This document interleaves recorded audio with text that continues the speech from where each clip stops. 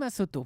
Les autorités chinoises ont considérablement renforcé les mesures de sécurité hier, date anniversaire de la répression de Tiananmen. Bonjour Nicolas Barré. Bonjour Thomas. Ce qui est frappant, c'est de constater que 25 ans après ces événements, tout a changé en Chine, sauf son régime. Le régime a remporté un double pari. Le pari de l'oubli d'abord, car à force de censure, la jeunesse chinoise, ça peut paraître extraordinaire, ignore largement ce qu'a été le soulèvement étudiant de la place Tiananmen.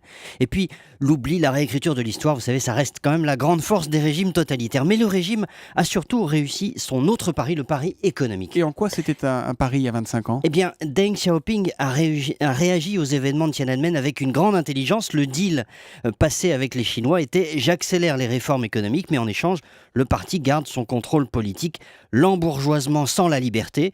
Eh bien, il a rempli son contrat. L'économie chinoise est passée en 25 ans de la 9e à la 2e place mondiale. La richesse par habitant a grimpé de $450 à $3 350.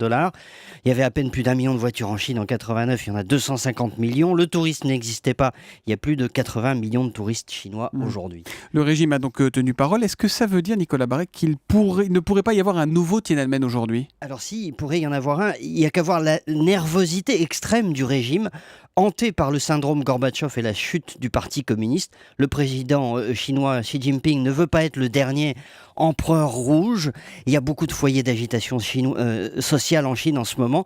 J'ajoute que l'on assiste à un raidissement sur la scène internationale. La diplomatie panda d'une Chine gentiment pacifique contraste avec une réalité de plus en plus hégémonique, prédatrice sur les matières premières par exemple ou sur les terres agricoles en Afrique.